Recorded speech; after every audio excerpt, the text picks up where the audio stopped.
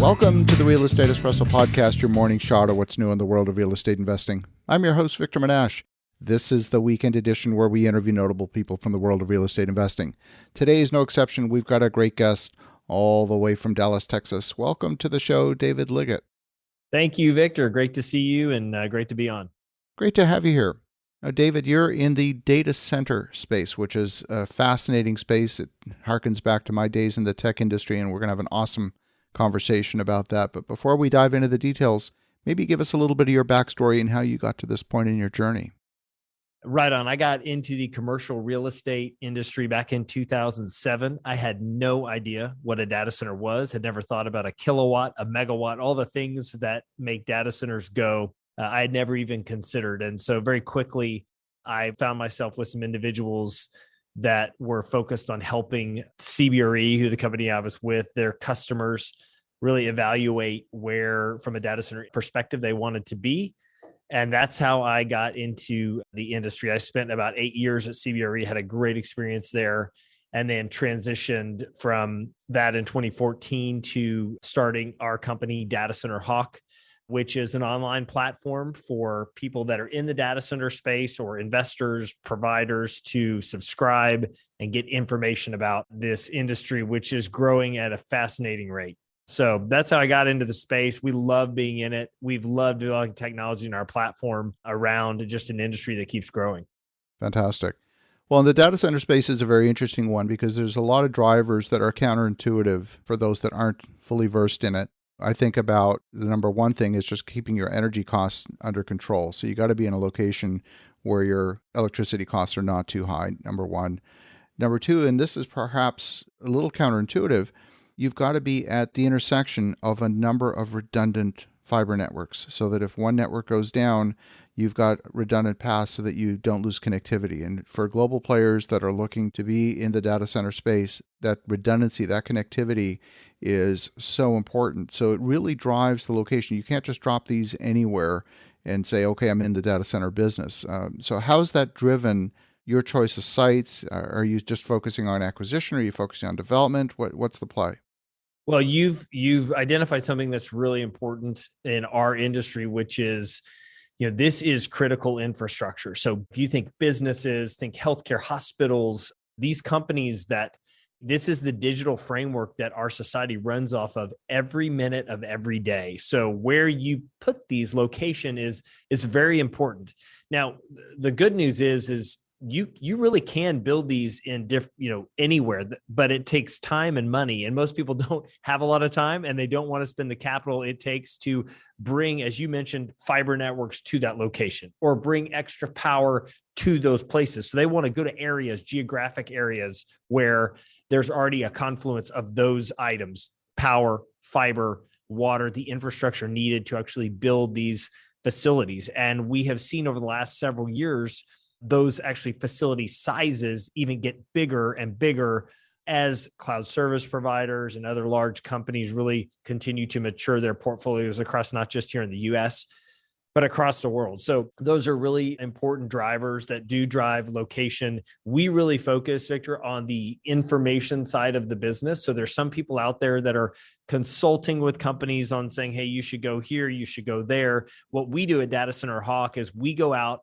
we evaluate all these areas, we collect data, we analyze it, and then we put it back on our platform so that if a data center operator is going to go spend $250 million, he has the framework and the data needed to make that decision. If a data center investor is saying, hey, I want to invest $50 million in this opportunity, they have the data needed to go make that decision in a clear and concise way.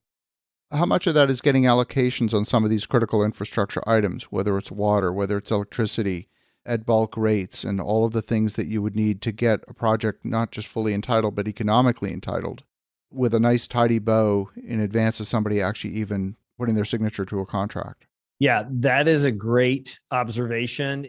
I would call that speed to market. And it's one of the things that the largest data center users, so if you think of like Microsoft and Amazon and Google and Facebook, those companies find very valuable, which is, hey, how quickly can we bring our infrastructure online when we need it? And so those that are actually building, constructing, operating these data center facilities for those companies I mentioned before, they are heavily invested in areas that you mentioned they can entitle land sites, they can get zoning completed, but they can also use their economies of scale from a buying perspective to get as low cost power contracted as they can, making sure they have reservations for power scalability over time, putting together things like attractive rates on the other types of infrastructure like water.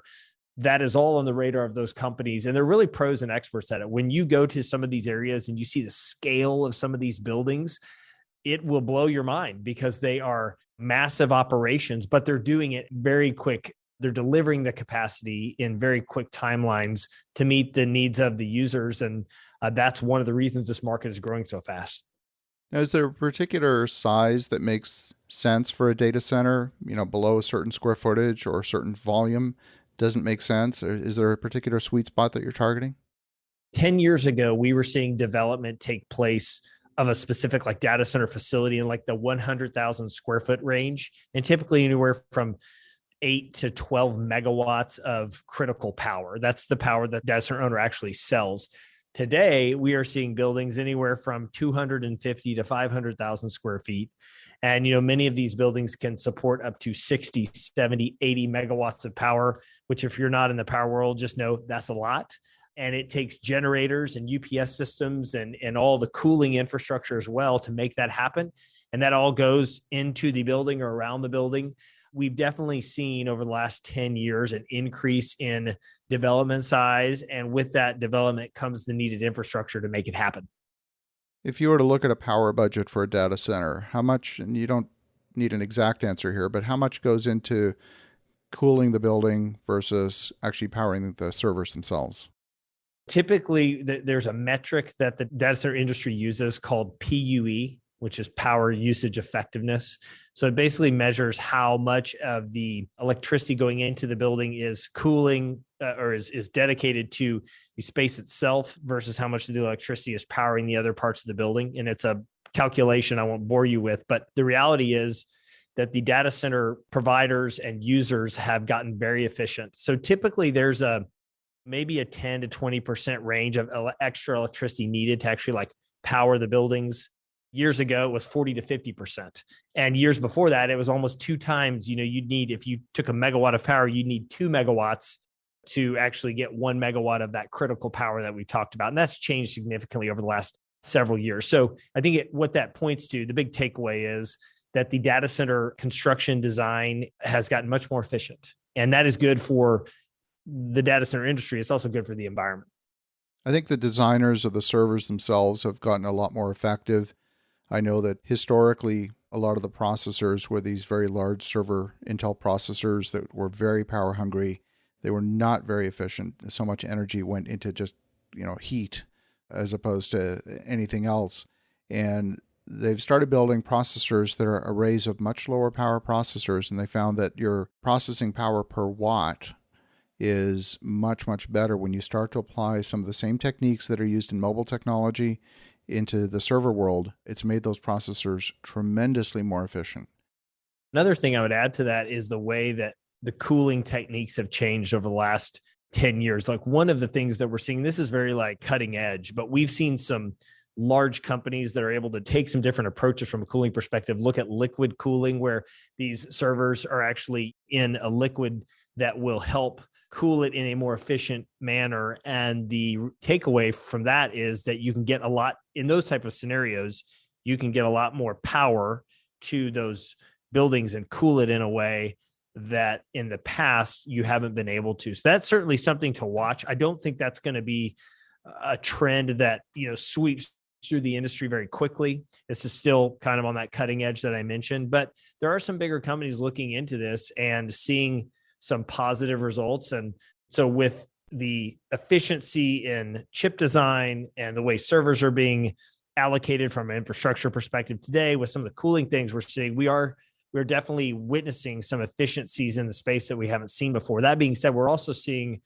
data being used in record numbers as it relates to just the exponential need that companies have, even consumers have, B2C consumers, for data, information, pictures that they're storing, all of that is growing as well. So it's an interesting combination when you evaluate how we use data and then the efficiency of storing data and cooling data.